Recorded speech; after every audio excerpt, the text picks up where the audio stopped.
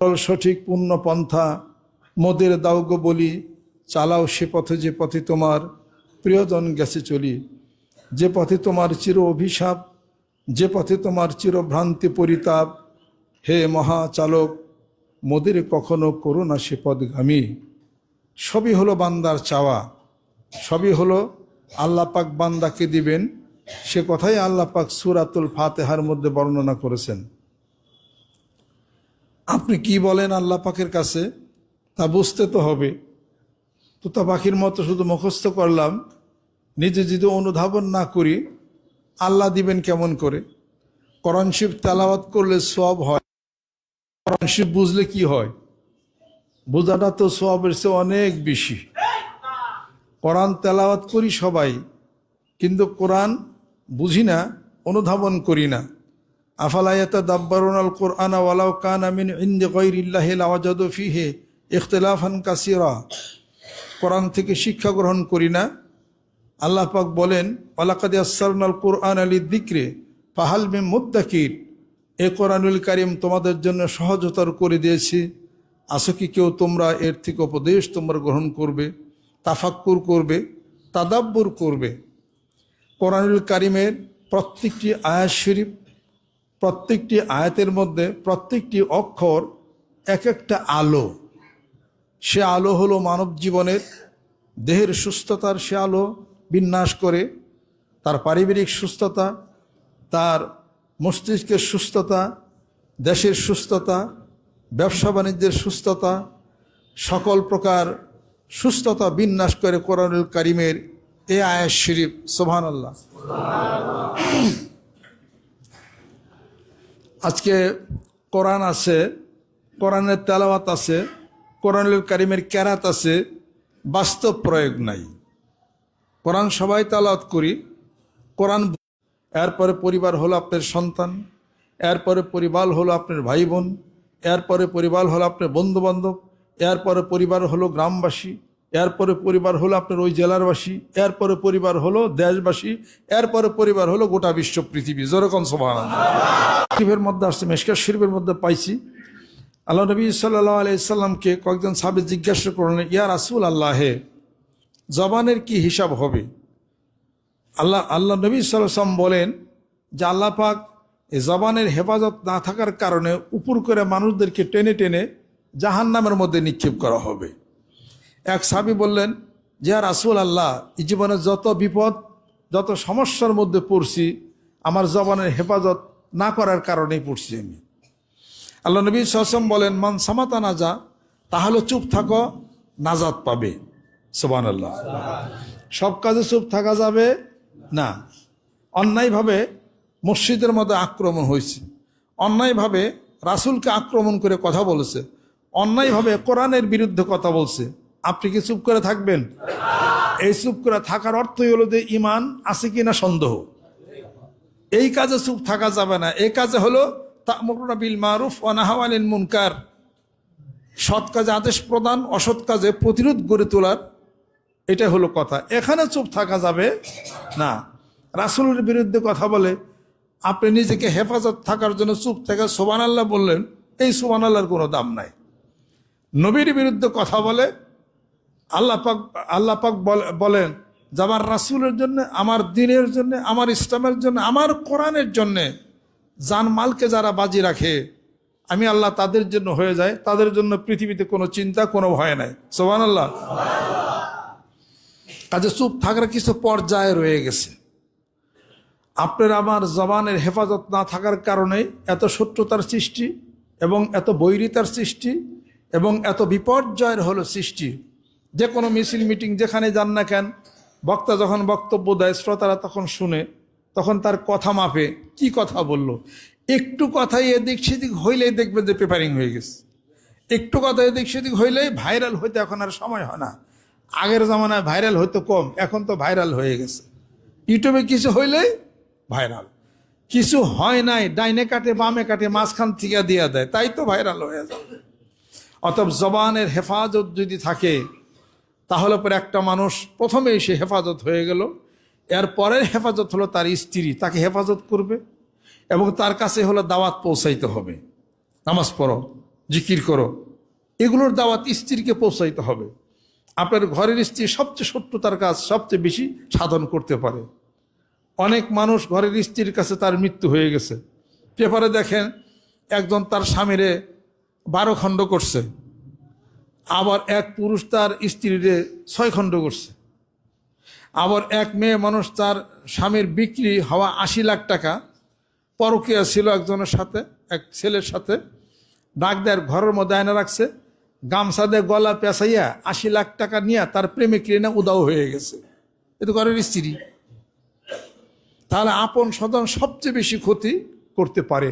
তার মধ্যে হলো স্ত্রী সবচেয়ে ক্ষতি করতে পারে, ছেলে সন্তান ক্ষতি করতে পারে, এরপর ভাই বোন ক্ষতি করতে পারে, পাড়া প্রতিবেশী পারে, গ্রামবাসী পারে, এরপরে হলো অন্য সেক্টরে হলো কথা। অর্থাৎ মনুষ্য জীবনের সবচেয়ে বন্ধু হলো আপনার হলো এই জবান। এই জবান দিয়ে উচ্চারণ করা যাবে আল্লাহ, এই জবান দিয়ে উচ্চারণ করা যাবে ওয়ারাত্তিলিল কুরআনা তারতিলা, সুন্দর লেহানে উচ্চারণ শুদ্ধ করে কোরআনুল কারীম তেলাওয়াত করো, জোরে কোন সুবহানাল্লাহ। আর এই জবান দিয়ে কাইজে ঝগড়া সব কিছু সৃষ্টি হতে পারে। আজকে দেখেন না, ডোনাল্ড ট্রাম্প যদি বুবা হইতো তাহলে কি ইরানের সাথে যুদ্ধ লাগার সম্ভাবনা হইতো? মনে করেন ডোনাল্ড ট্রাম্প কালকে থেকে কথা বলতে পারে না, তাহলে যুদ্ধ থাইমা যাবে, কথাই তো বলতে পারতেছে না সে। তাহলে ডোনাল্ড ট্রাম্প যদি জবান যদি বন্ধ হয়ে যেত তাহলে কিছুই পারতো না। অথবা আমাদের এই এলাকার গত নির্বাচনে যারা লড়ছে পক্ষ বিপক্ষ দল, তাদের একজন যদি কথা বলতে না পারতো, যেমন বোবা থাকতো, ভোট দিতেন কেউ? কয় না উনি এলাকার খেদমত করবো কি, উনি তো কথাই কয়ে পারে না। টাকা আছে, পয়সা আছে, সবাই টাকা পয়সা দিত, রাস্তাঘাট ঠিক করে দিত, ইটি করে দিত, কিন্তু তারপরও সে ভোট পাবে না, নমিনেশনও সে পাবে না। কথা ঠিক কিনা? তাহলে বোঝা গেল যে কথার দাম আছে না নাই। এই কথা, এই জবানের উচ্চারণের কারণে যে মধু এবং যে বরকত হয়েছে। আব্দুর রহমান আস-সুদাইসি সাহেব, মক্কাতুল মুকাররম, মক্কার গভর্নর এবং খতিব, যিনি বক্তব্য দেন এবং কোরআনুল কারীম তেলাওয়াত করেন, যদি পড়তে না পারতেন তাহলে কি এই ক্ষতি হওয়া সম্ভব হইতো আল্লাহর ঘরে? তা তো সম্ভব হইতো না। তাহলে এই জবান দিয়ে, এই কথা দিয়া কোরআন তেলাওয়াত করে আল্লাহওয়ালা মানুষ হয়। আর এই জবানের এই কথা দিয়া ইরানের সাথে ওইখানে যুদ্ধ লাগায় ট্রাম্প। কথা ঠিক কিনা? জবানের হেফাজত করেন আল্লাহ নবী সাল্লাল্লাহু আলাইহি ওয়াসাল্লাম, জবানের হেফাজত করছেন। কাফিরদের সাথে বন্ধুত্ব তৈরি হয়ে গেছে, জোরে কোন সুবহানাল্লাহ। ইন্না ফাতাহনা লাকা ফাতহাম মুবিনা লিয়াগফিরা লাকাল্লাহু মা তাকাদ্দামা মিন যামবিকা ওয়া মা তাআখার ওয়া ইউতিম্মা নি'মাতাহু আলাইকা ওয়া ইয়াহদিয়াকা সিরাতাম মুস্তাকিমা ওয়া ইয়ানসুরাকাল্লাহু নাসরান আজিজা, জোরে কোন সুবহানাল্লাহ। এ জবান দিয়ে কাফিরদের সাথে কথা, মধুর সুরে কথা, ভালোবাসা, সব কিছু আল্লাহ পাক, আল্লাহ রাসূল সাল্লাল্লাহু আলাইহি সাল্লাম মানুষদের সাথে জবান দিয়েই কথা বলছেন। মানুষে বলছেন মুহাম্মদ সাল্লাল্লাহু আলাইহি সাল্লাম তিনি আল আমিন, তবে আমরা ঈমান আনি না, তবে তিনি আল আমিন। সুবহানাল্লাহ। কাফেররাও জিনিস গচ্ছিত রাখছে, সুবহানাল্লাহ। আর তার জবানের হেফাজত ছিল বিধায়ী মহান মাবুদ বলছেন কোরআনুল কারীমের মধ্যে, ওয়ামা ইয়ানতিকু আনিল হাওয়া ইন হুয়া ইল্লা ওয়াহয়ু ইউহা। আল্লাহ পাক বলেন যে আমার রাসূল নিজস্ব মন মগজ অনুসারে কোনো কথা বলেন না, জিহ্বা এদিক সেদিক করেন না, একমাত্র আমি আল্লাহ পাক তার উপরে ওহির মাধ্যমে তিনি কথা বলেন। জোরে কোন সুবহানাল্লাহ। এই জবান, এই শুধু এই জিহ্বা। অতএব জিহ্বা জবান হলো মানুষের জীবনের সবচেয়ে বড় শত্রু। এই জবান দিয়ে বন্ধুত্ব সৃষ্টি, এই জবান দিয়ে হলো শত্রুর সাথে বন্ধুত্ব তৈরি। আর এই জবান দিয়ে হলো মানুষের সাথে কায়জা কেলেঙ্কারি, ফ্যাসাদ। ইন্নাল্লাহ লা ইউহিব্বুল ফাসাদ, আল্লাহ ফ্যাসাদ বিশৃঙ্খলা সৃষ্টি করেন না। এই জবান দিয়েই সব হলো বিশৃঙ্খলা করা হয়।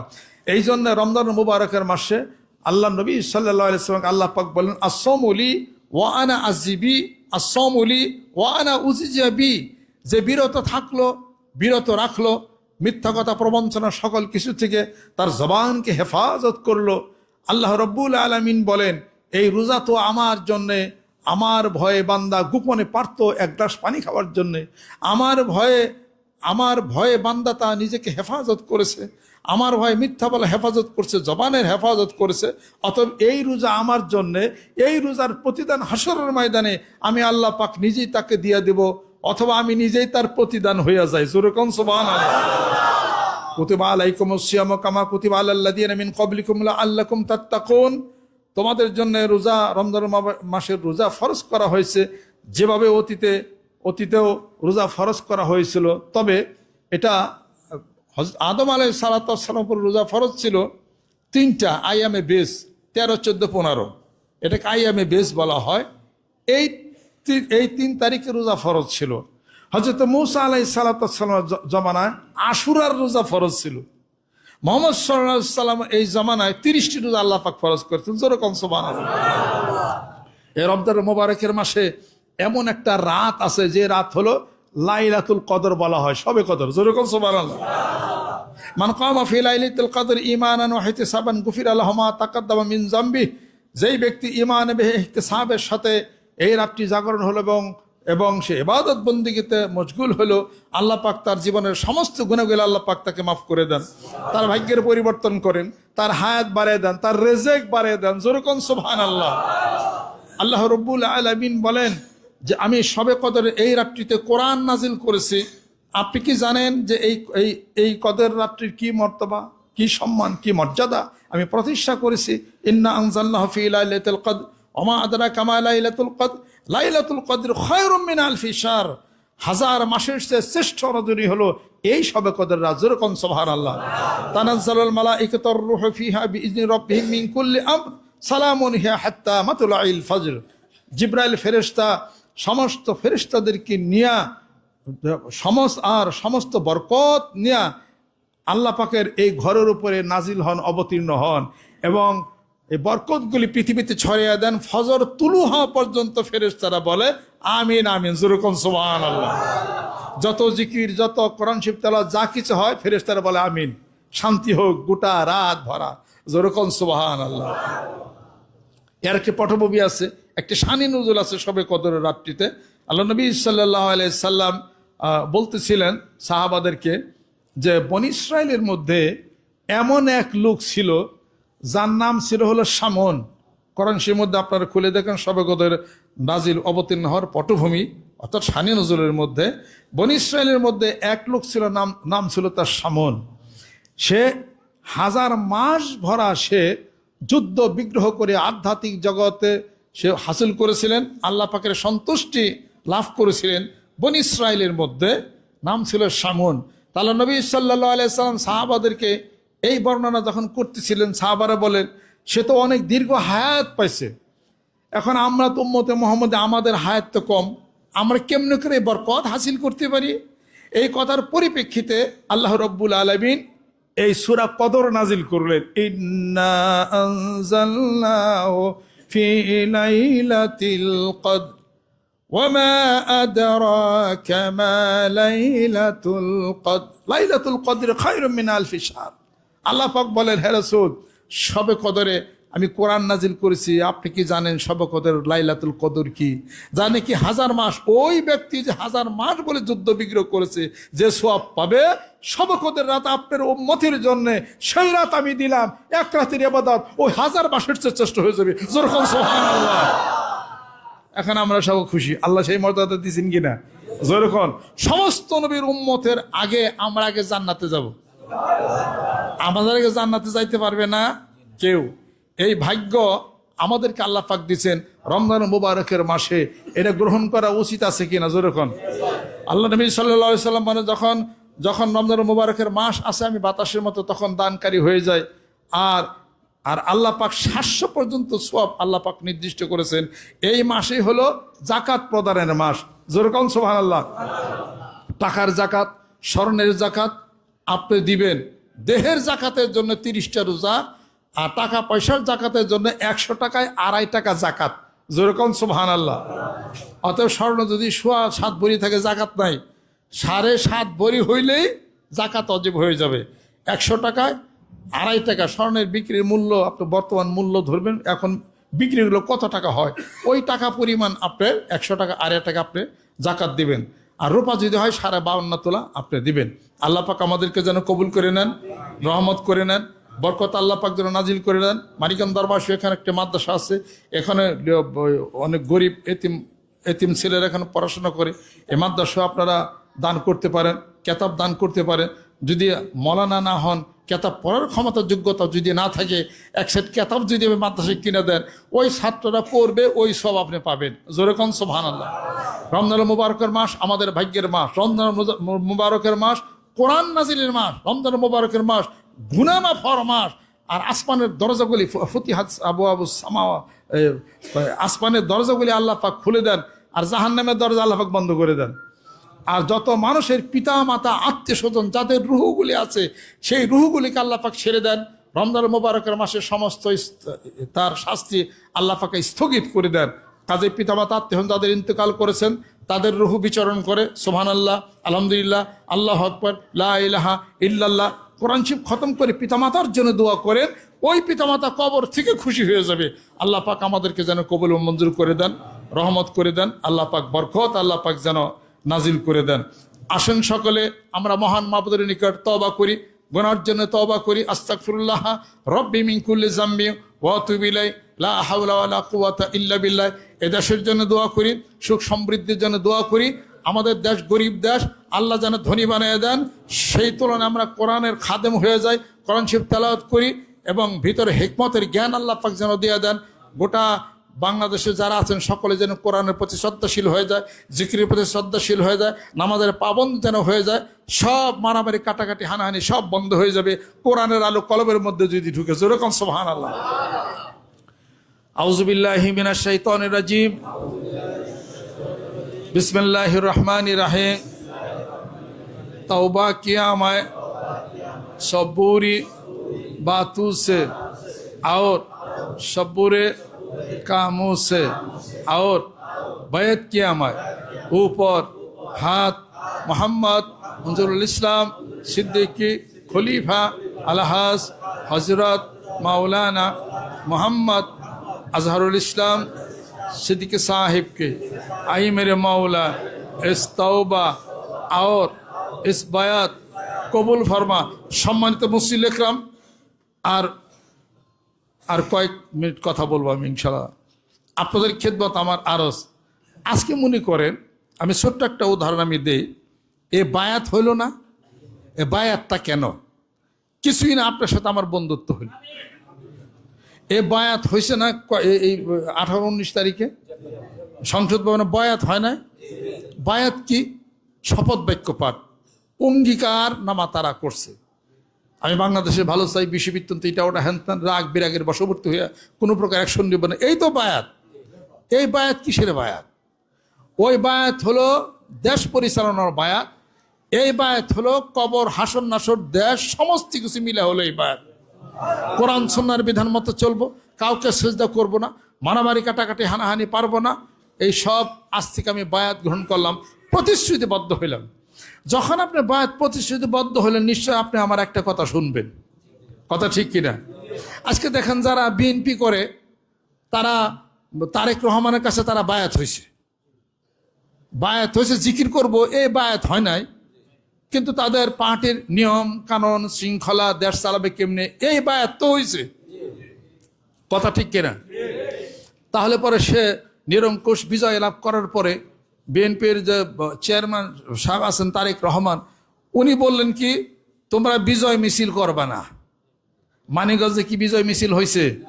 হয় নাই। কি করবা? তোমরা মসজিদে যাও, আল্লাহর কাছে দোয়া করো। এই অর্ডারটা এত কোটি মানুষ ফলো করছে কিনা? কেন করছে? বায়াত হোসেন যে আপনি যে বিএনপি করেন, অনুরূপভাবে বিপরীত দল আওয়ামী লীগ ছিল, তারাও শেখ হাসিনার কথা ওইভাবে তারা ফলো করছে, ওইভাবে ফলো করছে। সে যদি অর্ডার দিত এখন ঘর থেকে বাইরেও সব পিটাও মারো, তে হাজার লক্ষ কোটি আওয়ামী লীগের ছেলেবেলার রাস্তায় নামতো, মরুক সেই বাসুক, তারা দেখতো না যে নেত্রীর কথা ফলো করতে হবে। এখন তারেক রহমান অর্ডার দিলে সবাই লেগে যাবে। তাহলে সে অর্ডার পাস করছে, কোনো বিজয় উল্লাস করে নাই, মসজিদে গেছে। কথা ঠিক কিনা? সে অর্ডার পাস যেটাই করবে সেটাই বিএনপির কর্মীরা মানবে। এটা একমাত্র কারণ বয়াত হওয়ার জন্য প্রতিশ্রুতিবদ্ধ হয়েছে। আমি বিএনপি করি, এটা ফলো করি। আমি বিপরীতভাবে যখন আপনার একটা পীরের কাছে যখন বায়াত মুরিদ হইবেন যে আমি জিকির করব, নামাজ পড়বো, এই বয়াতিতে আপনি হইবেন না, দেশ পরিচালনার কথা বলবেন আপনি, তা তো বলবেন না। ওই বয়াত ঠিক হলে এই বয়াতের সমস্যা কি হয়েছে? কথা ঠিক কিনা? আজকে শুনেন, তাহলে পরে যদি আজকে বিএনপি যারা ক্ষমতায় গেল, তার ওনার এক কথায় সবাই মসজিদে যা আল্লাহর দোয়া করলো, উনি যদি কথা বলে আমার কর্মীরা যারা এখন থেকে 5 ওয়াক্ত নামাজ পড়বা, ঠিকই প্রত্যেকটা বিএনপির পোলাপানরা পড়বো, আগে না পড়লো এখন পড়বো, কেন আরে আমাকে চেয়ারম্যান অর্ডার দিছে, এই স্লোগান পরে দে, নামাজ পড়ে আগে, পালন করবে না? যেটা বলবে সেটাই পালন করবে। আমি মনে করি রমজান মোবারকের মাস অনুসারে আপনার ওই প্রাইমারি হাই স্কুল সবই বন্ধ দেওয়ার কথা ছিল, বন্ধ কেন দিছে না? দিছে না, হাইকোর্ট রায় দিছে না। তাহলে এই যে বন্ধটা যে হইল, আলহামদুলিল্লাহ, এই বন্ধের সাথে সাথে যদি অর্ডার আরো পাস করা হইতো, বন্ধ দেওয়া হলো, বাড়িতে বৈশা গল্প গুজব করো, সময় কাটায়ও না, জিকির করো, কোরআন শরীফ তেলাওয়াত করো, দেশের উন্নতির কথাও বলো, ওটাও তো সব বিএনপির নেতা কর্মীরা মানতো। কথা ঠিক কিনা? বন্ধ দিলে এই ছাত্ররা তো খেলাধুলা করবে, ইটি করবে, যাতে ওইদিকে মনটা না যায়, সেজন্য কোরআন শরীফ তেলাওয়াত করে, সেজন্য তার পিতামাতার কাছে বসে, সেজন্য জিকির করে, সেজন্য নামাজে পাবন্দি হয়। নামাজ কি আওয়ামী লীগের নাকি? নামাজ কি বিএনপির নাকি? নামাজ কি জামাত ইসলামের নাকি? নামাজ কি পীর সাহেবের নাকি? নামাজ কার? জিকির কার? আল্লাহর। এদেশের 17-18 কোটি মানুষ যা আছে, 98% মুসলমান যারা আল্লাহকে বিশ্বাস করে, নামাজ তাদের, আল্লাহকে বিশ্বাস করে, হজ তাদের, আল্লাহকে বিশ্বাস করে, জাকাত তাদের। পার্টির কথা কি, পীর সাহেবের কথা কি এখানে? আজকে আমি যদি মসজিদে না আসতাম, তো এই এলাকার মানুষ কেউ আর মসজিদে জুমার নামাজের জন্য আসতো না নাকি? নামাজ তো পড়তেই হবে, হুজুর না পড়বো, অসুস্থ হয়েছে হুজুর তো আসতে পারে না, কে কিন্তু আর কি নামাজ বাদ দেবে কেউ? নামাজ তো পড়তেই আপনাকে হবে। অতএব প্রত্যেকটা জায়গাতে আবার এই অর্ডার যদি পাস হয় বিএনপির পক্ষ থেকে, আমার যত নেতা কর্মী আছে, আজ থেকে সমস্ত বাংলাদেশের যেখানে যত দোকানপাট আছে, যখন এই ঘোষণা হবে, ইয়া আইয়ুহাল্লাযীনা আমানু ইযা নুদিয়া লিস-সালাতি মিন ইয়াউমিল জুমআতি ফাসাউ ইলা যিকরিল্লাহি ওয়া যারুল বাই'। সূরা জুমার এই আয়াত শরীফ যদি বিএনপির নীতি নির্ধারক যারা আছে তারা যদি পাঠ করতেন, আল্লাহ পাক বলেন, হে ইমানদার বান্দারা, জুমার নামাজের আজান যখন দেয় তখন দৌড়িয়ে আসো, বেচাকেনি বন্ধ করো, দোকানপাট সব বন্ধ, এবং নামাজের দিকে প্রধাবিত হয়ে যাও। এই কথা যদি বিএনপির পক্ষ থেকে যদি হয়, তাহলে পরে হুজুররা যেটা নিয়ে বলবে তার আগে আপনি যদি বলেন, তো তার আন্দোলনই থাকে না। কথা ঠিক কেনা বলে? আমরা বলবো যে না, আমাদের কথা, কারণ সৌদি আরবে আজান হয়ে গেলে সমস্ত দোকানপাট বন্ধ। এই অর্ডারটা কি বাংলাদেশে হতে পারে না? হইলে পরে আরব বিশ্ব তারা চোখ দিবে, কিরে আগে তো ছিল না, কখন কেন? তাহলে তারা বুঝবে যে ইসলামের দিকে আমরা অনেক ঝুঁক। সৌদি, কুয়েত, কাতার আমাদের দেশে আসলে টাকা পয়সা দিলেই তো এনাফ। জোরে কাল সুবহানাল্লাহ। এরকম একটা অর্ডার যে সরকারের পক্ষ থেকে পাস হয়ে যায়, আজান যখন হবে সমস্ত দোকানপাট বন্ধ হয়ে যাবে, সব নামাজে চলে যাও। প্রত্যেকটা বিএনপির নেতা কর্মী যারা হয়তো আগে খুলছিল দোকান, তারা আর খুলবে না। ব্যবসা করছিল, এখন আর ব্যবসা করবে না। মানবে কিনা এটা? জোরে কন। এরকম একটা করে ইসলামের কাজ একটা করে সুন্দর করতে, ভালো করতে হবে। ফাললে একবারে ইসলামী হুকুমত কায়েম করো, নাহলে পরে সিট ভাগাভাগি হবে না, অমুকটা তমুকটা হ্যানতা হবে না, এরা আমার ওয়ারে কাটবে, একবারে ফালদে হয়ে যাবে। আপনি ফালতে পারবেন? আপনারা যারা ইসলামের রাষ্ট্র কায়েম করার জন্য যারা মাঠ মর্দারে, যারা ফালাফালি করে একের মাঠ গরম করে ফালালো, তাদেরকে প্রধানমন্ত্রী বানিয়ে দেন দি। নিশ্চিত ওই লোক ওই সরস্বতী পূজা আছে না, দেখ পারতো না, তার দাম নেবো। কিন্তু হ্যাঁ, টুপি আর তখন আর টুপি তো কম থাকবো, এটা ওরা মাত ধরে ব্যাকি করে পারে। কিন্তু পাওয়ারে গেলে তখন সবাইকে নিয়ে তাকে চলতে হয়, হেকমত করেই কাজ করে আদায় করতে হয়। এই ধরনের গরম কিছু হুজুর আছে, মাঠ গরম করে হালায়। কথা লক্ষ্য করছেন? আমার কথা খাবে মিশিয়ে নিন, নাম প্রকাশে অনিচ্ছুক আমি। এই ধরনের ইসলাম হিসাবপত্র বুঝে কাজ করতে হবে। এটা ওগুলোর আবার ক্ষমতায় বসে দেন, দেখবেন তারাই কবে যে না, সবার না চলতে হয়, তারাও তি দেশের মানুষ, নাগরিক, তাগো আমার খুঁজখাল করালে কে হুজুর আন নেন যা পাশার তলতে দেন, কি করবার লয়ে রাখেন দিয়া ক্ষমতা যাইতে পারেন না, এই জন্য খালি ফালাফালি পেরে মাঠ গরম করে। আমরা ইসলাম আমরা খুব করি, ইসলাম কি আমরা খুব ভালো বুঝি, ইসলাম কোন দিক দিয়ে কেমনি কি বিষয় বৃত্তান্ত। আমি আপনাদের খেদমতে আরজ করতে চাই, আসেন, মাঠ গরম করার নামে ইসলাম না, ইসলাম হলো হিকমতের নাম। জোরে সুবহানাল্লাহ। আল্লাহ নবী সাল্লাল্লাহু আলাইহি ওয়াসাল্লাম আল্লাহ পাক কম শক্তি কম পাওয়ার দিছিলেন না। যদি বলতেন এই সাহাবারা তোমরা একত্রিত হয়ে যাও, উনি তাহলে মক্কা শরীফ থেকে মদিনাতুল মুনাওয়ারাতে হিজরত করলেন কি করবার জন্য? উনি হিজরত কেন করলেন? হিজরত করার পরে মদিনাতুল মুনাওয়ারা থেকে 10,000 সাহাবী নিয়ে মক্কা শরীফ বিজয় হয়ে গেল। জোরে কও সুবহানাল্লাহ। এইবার কাফেররা সব গর্তের মধ্যে পাহাড়ের পাদদেশে বিভিন্ন জায়গাতে পলাইতে শুরু করলেন। তা সব সাহাবারা বললেন এইবার আমাদের যে অত্যাচার করেছে এবার কোষ মুক্ত করলাম তরবারি, সব কল্লা ওরে দেবো কাফেরদের। সাহাবারা রেডি হয়ে গেল। আল্লাহ নবী সাল্লাল্লাহু আলাইহি ওয়াসাল্লাম বললেন এই সাহাবারা চুপ, আমার পক্ষ থেকে সাধারণ ক্ষমা ঘোষণা করে দাও। মুসলমানরা লড়াই করবে না, যুদ্ধ করবে না, ভালোবাসা তারা দিবে। আল্লাহ পাক আমাকে যুদ্ধের জন্য পাঠান না, আল্লাহ পাক আমাকে এই মানুষের ব্যক্তি চরিত্রকে পরিপূর্ণ করার জন্য, ভালোবাসার জন্য আল্লাহ পাক আমাকে রসুল হিসাবে পাঠাইছেন পৃথিবীর বুকে। জোরে কও সুবহানাল্লাহ। সব ক্ষমা করে দাও। ক্ষমা ঘোষণা হয়ে গেল। কাফেররা দলে আসা শুরু করলো। আস্তে আস্তে বসে কথাবার্তা শুনে যে এই মানুষটাকে আমরা আপন জন্মভূমির থেকে তাড়িয়ে দিছি আমরা। এই কথা শুনে শুনে সব মুসলমান হয়ে গেল। জোরে কও সুবহানাল্লাহ। আপনি কার সাথে জিহাদ করবার স্যার? কার সাথে বাড়াবাড়ি করবার যান? যখন জিহাদ করে মাঠ গরম করবেন তখন দাওয়াত ও তবলিগের কাজ করেন, দেখবেন যে কত মানুষ আল্লাহ পাকের রাস্তায় আসছে। জোরে কও সুবহানাল্লাহ। আমরা যদি ওই ধরনের মারামারি ওই জিহাদ না উলাইলি ফালাফালি যদি করতাম আমরা, তাহলে 10 থেকে 12,000 হিন্দু সম্প্রদায় তারা আসছে জিকির আজকালকে মাথা টুপি তারা দিয়েছে। আমার লোক থেকে মারামারি বাজে নাকি? কত গান বাজনা যারা গাইছে তাদের সাথে ভালোবাসা করে এখন তো মাথায় টুপি জিকির আজকালকে জুব্বা পড়ছে, তাদের সাথে তো আমার মারামারি তো বাজে নাকি? জেহাদ কোনটা আমরা খুব ভালো জানি। ওরকম মেলায় পীর আরেক পীরের লাগে জিহাদ করে 2-1টা মরছে, চোখ কান আছে, ঠ্যাং নইলে হয়েছে, হে পিসাব হেম নিয়ে রয়েছে, তার মুরিদ আরো বড় হয়ে গেছে। কি করবেন এটা? আমার বিরুদ্ধে যদি আপনার জিহাদ যদি করেন, মানিকগঞ্জের পিসাবের বিরুদ্ধে জিহাদ, এ দরবার ভালো না, শুনছি বলো কাফের, আসেন না। ওই যে 30,000 মানুষ একত্রিত করেছিলেন কালামপুরের মাঠে, কে কুলায় না কে তখন তো এখানকার মেলা আমার হিন্দু যারা ছিল, কলেজের ছাত্র মাত্র যারা ছিল সবাই তো এখানে একত্রিত ছিল এই বাংলা ঘরে। আব্বাকে বলছেন স্যার কোনো চিন্তা করেন, চুপ করে বসে থাকেন, ও জাগির ব্রিজের আগে দেবো শেষ করে কে পারেন না কে। তখন তো মুরিদ দেখেও আসলো না। আব্বা তো ফোনই করে নাই সারা বাংলাদেশে কেউর কাছে, শুধু আমাদের বাণিজ্যদের মানুষ একত্রিত হয়েছিল। এটা তাও তো পারেন নাকি? এটা আমার বিরুদ্ধে যদি কেউ জেহাদ করেন আসতে 10,000 মানুষ, তা আমি যদি ফোন করি কমপক্ষে 2 লক্ষ মানুষ আসবে। তো 2 লক্ষ মানুষ মরবো পরে না আমি পীর আমার ঘরের দরজা থেকে আপনি বাইরে করবেন। আমার মুরিদে কি করবো? হ্যাঁ আমার পীর জামানা তাই থাক, আসির সামনে এটা কমপক্ষে 1 লক্ষ শহীদ হবে, তারপর এসে দরজা ভেঙে তারপরে আমার বাড়ি করবেন। 1 লাখ মরার পরে না, 1 লাখ মরতে ডিসি সব বয়ে থাকবো নাকি? হেফাজত করবো না? তা আমারও তার পাইলেন না, মুরিদ না মেরে হারিয়েছেন 20,000, আমারও তার পারলেন না আপনি। তো এই জেহাদের কি মানেটা কি আছে? এটা যেরকম ঠিক কিনা? মানুষ হতাহত হবে, সমাধান হবে না। যেরকম ঠিক কিনা?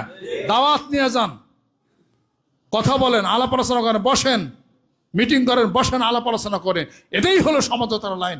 এই জন্য ওই হুজুরদেরকে আমি বলি সূরা পড়েন, তার মানে পরামর্শ সংলাপ নামক আল্লাহ পাক একটা সূরাই নাজিল করেছেন। যেরকম সুবহানাল্লাহ। সমঝোতার উপর আর কোনো কিছু হতে পারে না। এই ডোনাল্ড ট্রাম্প যদি সমঝোতা না করে ইরানের সাথে, তাহলে ওই পানির মধ্যে এই ট্রাম্পের জ্যান্ত কবর হতে পারে, এটি ঠিক নাই। আর যদি সমঝোতা করে তাহলে বাস পেশে। হ্যাঁ, মুসলমান কিন্তু সাংঘাতিক মুসলমান। মানিকগঞ্জ দরবার শরীফের নেতৃত্বে আসেন, বাংলার জমিনের বুকে কাদা সরাসরি বন্ধ হয়ে যায়। এদেশকে লালন করি, সম্মান করি, শ্রদ্ধা করি, দাওয়াত ও তাবলীগের কাজ করি, গিবত শেখার সব বন্ধ করে সোনার বাংলাদেশের সোনার মানুষ হিসাবে এটাকে দেশ গড়ার দৃঢ় প্রত্যয় নিয়ে আমরা চলি।